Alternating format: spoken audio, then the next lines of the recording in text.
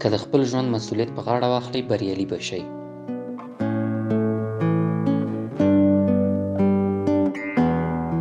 د مسؤلیت منلو او برياليتوب ترمنځ څه اړیکه موجوده ده؟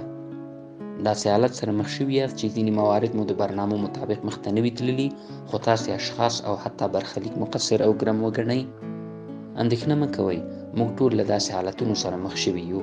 دا ډیر ساده او اسانه کار دی چې د خپلې ستونزې د منلو او د هڅې او کوښښ پرځای نور ملامت کړو.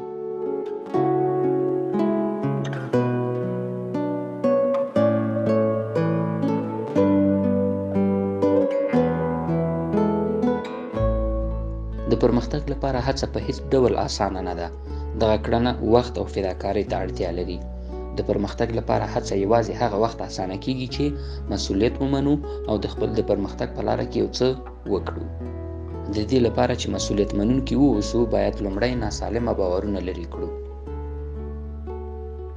فکرونه مو د بریالیتوب لوری مشخص کوي. کیدای شي دغه مورد لږ کرکجن درته ښکاره شي، خو دا یو حقیقت دی.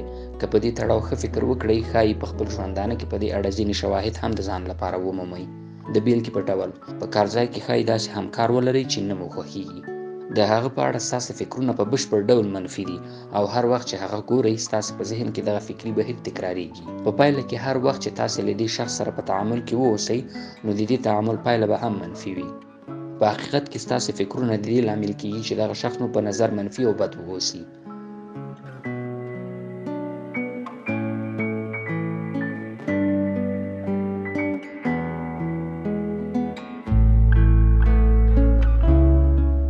د یو شخص په اړه د منفي احساساتو او فکرونو رامنځته کیدل د دې لامل کیږي چې تاسو تل له هغه کس څخه منفي تمې ولرئ او د هر هغه څه تمه چې ترې لرئ هماغه به ترې ترلاسه کوئ. کله بل شخص سره د هغه تعامل وګورئ نو جالبه به درته ښکاره شي. زموږ د لیدلوري بدلون د دې لامل ګرځي چې د نورو اشخاصو په اړه زموږ د پیژندنې شرایط هم بدلون ومومي. دا سمه ده چې دغه لیدلوری بدلون ښایي تمرین او وخت ته اړتیا ولري، خو کله چې لومړنۍ پایلې وګورئ نو لیواله به شئ چې خپل افکار وارزوئ او د خپلو مثبتو فکرونو په لټه کې شئ.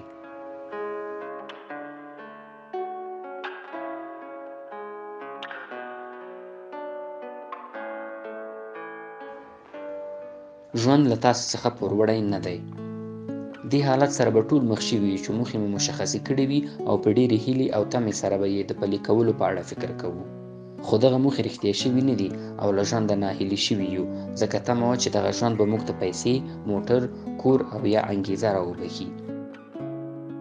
د کار پروسه داسې نه ده او باید ژر تر ژره په دې پوه شو چې له دې لومړنۍ سرماتې څخه وژغورل شو او د ځان له اړخه حرکت وښیو. مثبت فکر او په نظر کې د یوې ښې پایلې لرل لومړنی ګام دی. د خپلو موخو د ترلاسه کولو لپاره یو لړ ګامونو ته اړتیا ده.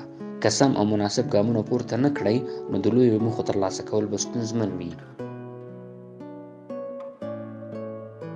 د نیویارک پوهنتون د یوې څېړنې موندنې ښیي هغه کسان چې فکر کوي لویې موخې د ترلاسه کېدو وړ دي، د هغه موخو د ترلاسه کولو او هڅو پر مهال دومره بریاوې نه ترلاسه کوي. کله له ځان سره فکر کوو چې د نه لاسرسي وړ موخې مو ترلاسه کړي دي، خو کله چې د حرکت او عمل وخت رسیږي په بیړې سره تسلیمیږو، ځکه باور نه لرو چې دغه موخې د لاسرسي وړ دي. موخو ته د رسیدو لپاره باید فکرونه مثبت کړو او په سمه توګه ګامونه واخلو. د هر بریالیتوب په اړه د فکر کولو پر مهال هغه موخې چې د ترلاسه کېدو وړ دي وټاکئ او ورپسې د ترلاسه کولو لپاره یې لستوڼي بډ وهئ. که په لاره کې د پرتو خنډونو په اړه معلومات ولرئ نو ستاسې انګېزه لوړیږي او په پایله کې د اقدام او عمل کچه هم پورته ځي. د وړو هڅو پیل تاسې ته لا انګېزه درکوي او داسې قوت درکوي چې مخکې تګ ته مو هڅوي او لویې ننګونې درته اسانه کوي. تل به نه بریالي کیږئ او تل چې څه غواړئ هغه به نه ترلاسه کوئ، خو که خپل لید مثبت وساتئ او تسلیم نه شئ نو هغه ځای چې غواړئ هرومرو به ورته ورسیږئ.